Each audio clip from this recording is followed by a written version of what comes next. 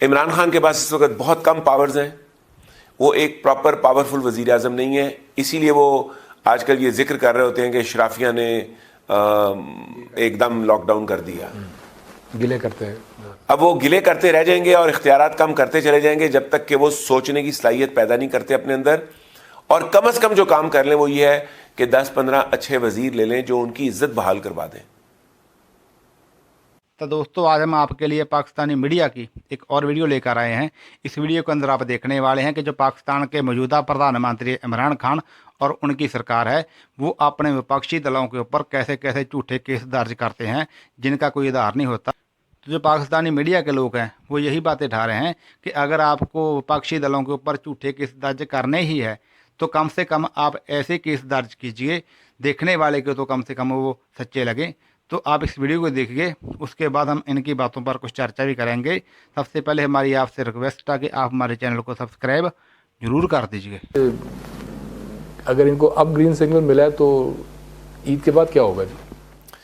دیکھیں، ایک عجیب چیز دیکھنے میں آئی ہے کہ جب کبھی بھی کوئی مطالبہ منوانا ہوتا ہے تو اپوزیشن کی پکڑ دھکڑ شروع کر دیتے ہیں اور کیسز ایسے خوبصورت نکالتے ہیں کہ ایک انسان کو تھوڑی بہت شرم اور حیا ہوتی ہے نا کہ یار جھوٹا کیس بھی نکالنا ہے تو کوئی ایسا نکالو جس کیس کو کوئی تھوڑا بہت تو ثابت کر سکو۔ یہ بالکل ہی مدر پدر آزاد جھوٹا کیس نکال لیتے ہیں۔ جیسے میر شکیل الرحمان سے انتقام لینا تھا، اندر کروانا تھا، تو کیس کیا ڈالا ہے کہ جس گھر میں تم پچھلے 34 سال سے رہ رہے ہو نا، وہ تم نے 34 سال پہلے جو ہے نا ناجائز حاصل کیا تھا۔ خود 4 سال پرانے کیسز کا کوئی جواب نہیں دے پا رہے اور 34 سال پرانے کیس کا اس سے کہہ رہے ہیں، گھر کا کہہ رہے ہیں اپنی اس پراپرٹی کا حساب دو۔ تو اسی طرح کے کیسز پھر ڈالنے شروع کر دیتے ہیں۔ تو آج کل ایک پیشین گوئی جو ہے وہ ہمارے شیخ رشید صاحب کرتے ہیں۔ شیخ رشید صاحب نارملی پیشین گوئی جب کرتے ہیں نا تو کسی نہ کسی کوارٹر سے ان کی بات ہوئی ہوتی ہے تو یہ پیشین گوئی ہوتی ہے۔ مثلا گیٹ نمبر 4 پہ بھی ان کے اچھے تعلقات ہیں اور خان صاحب سے تو یہ مل لیتے ہیں، تو مل کے اور گیٹ نمبر 4 سے پراپر انفارمیشن لے کے پھر یہ پیشین گوئی کرتے ہیں۔ وہ جب دھرنا ہوا تھا نا 2014 کا تو بڑا دلچسپ منظر تھا، ساری دھرنے کی پارٹیاں جو تھیں نا ساری وہ شیخ رشید کی طرف دیکھ رہی ہوتی تھی، یہ ہمیں بتائیں گے کہ وہاں سے کیا فیصلہ ہوا ہے، کیا کرنا ہے، نیکسٹ سٹیپ کیا ہے۔ اب شیخ رشید یہ سمجھنے سے قاصر ہیں کہ یا پھر وہ ان کے ساتھ شامل ہیں کہ جو انہیں بیان دینے کو کہا جاتا ہے نا، وہ بیان دینے کے بعد اس بیان پہ عمل ہونا ضروری نہیں ہوتا، وہ صرف فضا کریٹ کرنی ہے، وہ ایک فضا کریٹ کروائی جا رہی ہوتی ہے۔ اس فضا میں اگر عمل ممکن ہو تو عمل کر دیا جاتا ہے، ناممکن ہو تو نہیں کیا جاتا۔ اسی لیے آپ نے دیکھا ہوگا شیخ رشید کی اکثر پیشین گوئیاں غلط بھی ثابت ہوئیں۔ جی ہاں، وہ پھر کہتے ہیں کہ وہ غلط تب ثابت ہو گئیں جب ان کو پیشین گوئی دینے والوں نے فیصلہ بدل لیا اپنا، انہیں حالات موزوں نہ لگے۔ لگے یا ان کا جیسے اس وقت کوئی شک نہیں ہے کہ اسٹیبلشمنٹ کا اور عمران خان کا اس وقت 36 کا آنکڑا چل رہا ہے۔ اسٹیبلشمنٹ عمران خان کے کسی کام سے مطمئن نہیں ہے اور عمران خان سمجھتے ہیں کہ ان کو فری ہینڈ نہیں مل رہا۔ عمران خان کے پاس اس وقت بہت کم پاورز ہیں، وہ ایک پراپر پاورفل وزیر اعظم نہیں ہے، اسی لیے وہ آج کل یہ ذکر کر رہے ہوتے ہیں کہ اشرافیہ نے ایک دم لاک ڈاؤن کر دیا۔ گلے کرتے ہیں۔ اب وہ گلے کرتے رہ جائیں گے اور اختیارات کم کرتے چلے جائیں گے جب تک کہ وہ سوچنے کی صلاحیت پیدا نہیں کرتے اپنے اندر، اور کم از کم جو کام کر لیں وہ یہ ہے کہ 10-15 اچھے وزیر لے لیں جو ان کی عزت بحال کروا دیں۔ اب 18ویں ترمیم کا جہاں تک معاملہ ہے تو یہ آج کل کی جو گرفتاریاں ہیں یہ 18ویں ترمیم کو لے کے ہو رہی ہیں۔ اب 18ویں ترمیم کے 2 پہلو ہیں، ایک پہلو وہ جو عمران خان سمجھ رہے ہیں اور دوسرا پہلو جو میں سمجھ رہا ہوں۔ پہلے یہ بتائیں جی عمران خان کیا سمجھ رہے ہیں؟ عمران خان سمجھ رہے ہیں کہ 18ویں ترمیم کی وجہ سے صوبوں کو 57% ریونیو چلا جاتا ہے۔ جب 57% ریونیو صوبوں کو چلا جاتا ہے تو پھر فیڈرل گورنمنٹ کے پاس کوئی لیوریج نہیں رہ جاتا، کوئی پاور نہیں رہ جاتی، کوئی فائنانسز نہیں رہ جاتے، اور فیڈرل گورنمنٹ سوائے بھیک مانگنے کے اور کچھ نہیں کر سکتی۔ جبکہ حقیقت یہ ہے کہ صوبوں کو 57% دینے کے بعد آپ عوام کی طرف سے آزاد ہو گئے، لیکن آپ کا شوق ہے عوام کی زندگی میں انٹرفیئر کرنا، لہذا آپ باز نہیں آتے، اور جب آپ انٹرفیئر کرتے ہیں تو پھر مزید خرچہ چاہیے ہوتا ہے۔ اگر آپ صوبوں کو انٹرفیئر کرنے دیں، اور اس وقت قدرت کی طرف سے 3 صوبے آپ کے پاس ہیں، تینوں میں آپ ڈیولوشن کریں اور اختیارات پہنچا دیں ڈسٹرکٹ لیول پہ اور تحصیل لیول پہ, تو پیسہ ڈسٹرکٹ اور تحصیل لیول پہ چلا جائے گا. تو فیڈرل گورنمنٹ جب پیسہ دے گی وہ پروونشل کے اکاؤنٹ سے ہوتا ہوا سیدھا تحصیل اور ڈسٹرکٹ پہ چلا جائے گا. وہاں ایک تگڑا اکاؤنٹیبلٹی بیورو بٹھا دیں, اکاؤنٹیبلٹی بیورو جو خود کرپٹ نہ ہو. کرنٹ اکاؤنٹیبلٹی بیورو جو ہے اس کی سب سے بڑی کرپشن کی علامت یہ ہے کہ جھوٹے کیس کر رہا ہے. اگر کوئی کسی پہ جھوٹے کیس کرے تو اس سے بڑا کیا کرپشن ہو سکتا ہے. درست, بالکل درست. یہ تو مس یوز آف پاور کی ایک میکسیمم لمٹ ہے. اگر گورنمنٹ صرف اتنا کر دے جو کہ ان کی گورنمنٹ ہے, تو آپ کو عوام کی طرف سے آزادی مل گئی کہ عوام اب آپ سے کچھ نہیں ایکسپیکٹ کرتے. عوام کی ایکسپیکٹیشن اپنی ڈسٹرکٹ گورنمنٹ سے ہوگی. تو ڈسٹرکٹ میں کوئی پرابلم ہوگی تو عوام ڈسٹرکٹ کے ناظم کو پکڑیں گے, یا میئر کہہ لیں اس کو, جو بھی آپ عہدہ دینا چاہتے ہیں. آپ کو صوبے بنانے کی بھی ضرورت نہیں رہ جائے گی, کیونکہ ملتان کے شخص کو ضرورت ملتان میں پوری ہو جانی ہے اور بہاولپور والوں کو بہاولپور میں ہو جانی ہے. تو جو جھگڑا ہے کہ ملتان میں صوبے کا صوبائی دارالخلافہ بنے یا بہاولپور میں, تو دونوں ہی دارالخلافہ ہوں گے اپنے اپنے. جنوبی پنجاب کا مسئلہ ہی ختم ہو جائے گا. پورے پنجاب کو توڑنے کا مسئلہ ختم ہو جائے گا. چیف منسٹر جو ہے وہ صرف فنڈز بانٹنے کے لیے ہوگا. یا کسی ڈسٹرکٹ کے اندر اگر ایکسٹرا پولیس کی ضرورت پیش آ جائے, کوئی ایسا واقعہ ہو جائے, تو پھر فیڈرل پروونشل گورنمنٹ کی پولیس جائے گی, ادروائز لوکل ان کی پولیس, لوکل انتظامات. لیکن یہ اختیارات بانٹنا, یہ ہمارے ہاں جس کو بھی اقتدار میں آپ لاتے ہیں, کوئی بھی ہو وہ, اختیار بانٹنا, یہ میں نے دیکھا تھا صرف زرداری میں یہ حوصلہ تھا کہ اپنے اختیارات خود بانٹ رہا تھا اپنے دور اقتدار میں. میں نے اور کسی میں یہ خوبی نہیں دیکھی. زرداری کی آپ 100 برائیاں کریں وہ اپنی جگہ, لیکن یہ خوبی کہ اپنے اختیار خود بانٹے, یہ میں نے صرف اسی میں دیکھا ہے. میں اس کی کوئی اوور آل تعریف نہیں کر رہا, لیکن ایک اچھی چیز ہر ایک انسان کی جو اچھی چیز ہے اس کو ماننا چاہیے. اگر یہ ہو جائے, یہ شہباز نہیں کر سکے تھے اپنے دور میں, شہباز بھی یہ کر سکتے تھے, بہت اچھا کر سکتے, لیکن انہوں نے یہ نہیں کیا. انہوں نے سارے اختیارات اپنے ہاتھ میں رکھے. 10 سال کام بہت اچھے کیے انہوں نے, میں یہ نہیں کہہ رہا, لیکن اختیارات بانٹ کے سسٹم بنا دیتے ہیں. ہماری پرابلم کیا ہے, ہم سسٹم نہیں بننے دیتے. ہم کہتے ہیں کہ میرا نام بننا چاہیے. او بھئی آپ کا نام تاریخ میں امر ہو جائے گا اگر آپ سسٹم بنا دیں گے اور ملک کو سسٹمز پہ ڈال دیں گے. تو یہ ہے خان صاحب کا معاملہ کہ 57% جو صوبوں کو جا رہا ہے اس کو ہم کم کریں اور پھر ہمارے پاس فنڈ زیادہ بچیں. ہم جو ہے زیادہ سے زیادہ پھر اس کو جو ہے, مجھے ایسا لگتا ہے کہ اگر انہوں نے یہ کر لیا تو پھر 18ویں ترمیم کے اندر نا وہ تمام کلازز ڈال دی گئی تھیں جن کلازز کے تحت مارشل لا لگانے والا شخص جو ہے وہ تنہا ہو جاتا ہے. مارشل لا جب لگتی ہے تو پوری آرمی مل کے مارشل لا لگاتی ہے, لیکن اس کا فائدہ صرف چیف آف آرمی سٹاف کو ہوتا ہے. باقی سب اپنے ٹائم پہ ریٹائر بھی ہو جاتے ہیں. اور تاریخ گواہ ہے کہ مشرف کے مارشل لا میں جتنے جنرلز مارشل لا لگانے میں شامل تھے ان میں سے کسی کو بھی مزید کوئی ترقی نہیں ملی تھی.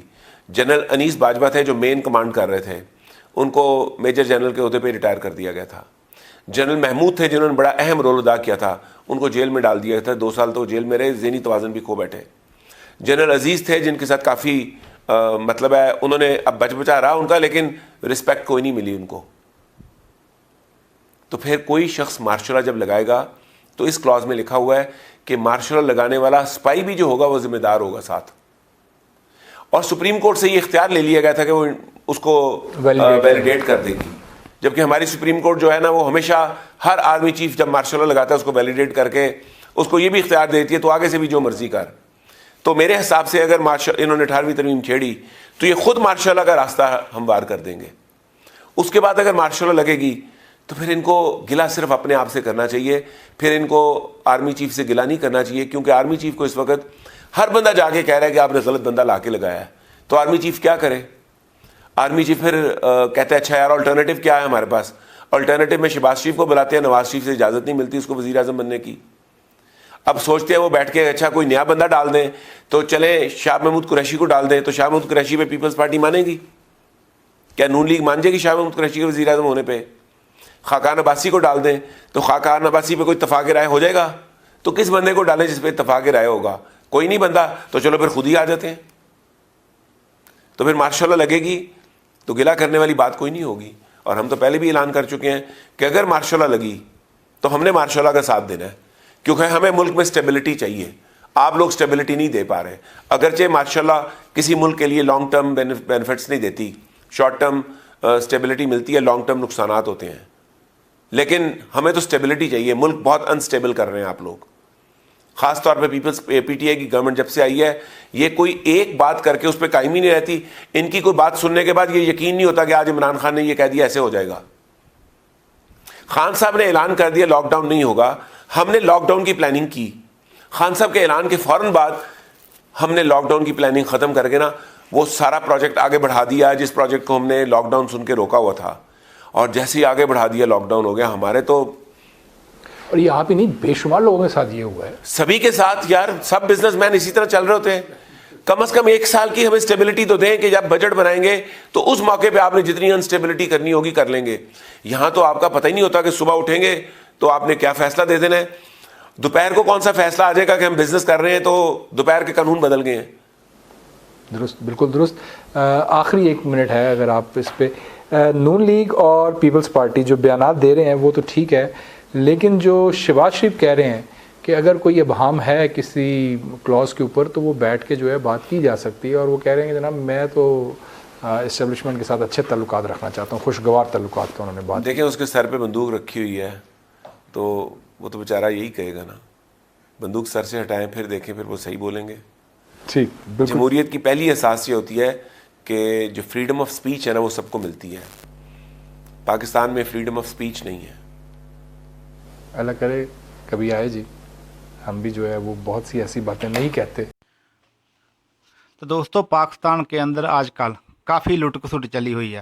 پاکستان کی جو آرمی ہے, پاکستان کی جو ISI ہے, ان کو لگتا ہے کہ اگر نواز شریف کی پارٹی دوبارہ سطح میں آ گئی تو وہ پاکستانی آرمی کی جو حکومت ہے, جو ISI کی حکومت ہے, ان کا جو آتنکواد کا ایجنڈا ہے, ان میں کچھ روک لگ سکتی ہے. کیونکہ جو نواز شریف کی پارٹی ہے وہ کچھ نہ کچھ اتنا تو نہیں جتنا کہ دنیا ان سے اپیکشا کرتی ہے, پر پھر بھی عمران خان کی پارٹی کے مطابق کچھ نہ کچھ جو پاکستانی آرمی کے خلاف جا کر فیصلے لینے کی کوشش کرتی ہے, وہ اپنی جو پولیٹکس فیصلے ہیں ان کو لینے کی کوشش کرتی ہے جو نواز شریف کی پارٹی ہے. تو پاکستانی آرمی نہیں چاہتی کہ نواز شریف کی پارٹی آگے آئے, کیونکہ 2-3 بار جب بھی نواز شریف کی پارٹی آگے ہے تو پاکستانی آرمی نے اس کو سطح سے ہٹانے کی کوشش کی ہے. آپ کو یاد ہوگا کہ پہلے جب نواز شریف نے اٹل بہاری واجپئی جی کے ساتھ ایک سندھی کی تھی تو اس سمے جو پاکستانی آرمی چیف تھے جنرل پرویز مشرف, انہوں نے نواز شریف کو جھوٹا ثابت کرنے کے لیے کشمیر کے اندر جو ہمارے کارگل کے پہاڑیاں ہیں ان کے اوپر اپنی آرمی کو بٹھا دیا تھا, اور انڈیا کے ساتھ ان کا کافی یدھ ہوا تھا. اس کے بعد انڈین آرمی نے پاکستانی آرمی کو وہاں سے کھلیٹا تھا. تو جب نواز شریف کی سرکار آئی ہے تو پاکستانی آرمی نے کچھ نہ کچھ ایسی حرکت کی ہے کہ پاکستان کے اندر جو نواز شریف کی سرکار ہے اس کو اکھاڑ کر پھینکا جائے. اب 2-3 سال پہلے بھی جب نواز شریف کی سرکار تھی تو پاکستانی آرمی نے سپریم کورٹ کے ذریعے نواز شریف کو ٹارگٹ کیا اور اس کے اوپر ایسے الزام لگائے کہ اس کو اپنے جو پردھان منتری پد ہے اس سے استعفیٰ دینا پڑا اور سطح کو چھوڑنا پڑا. اس کے بعد پاکستانی آرمی نے پاکستان کے اندر اپنا دبدبہ قائم کیا اور عمران خان کو اپنی گٹھ پتلی بنا کے سطح کے اوپر بٹھا دیا اور نواز شریف کی پارٹی کو سطح سے بے دخل کروا دیا. کیونکہ پاکستان کے اندر جو پاکستانی آرمی ہے ان کی کافی پاور ہے, اور پاکستانی آرمی کو جو پاکستان کے لوگ ہیں وہ بھی پسند کرتے ہیں, کیونکہ جو بڑے بڑے فیصلے لیتی ہے وہ پاکستان کی آرمی لیتی ہے.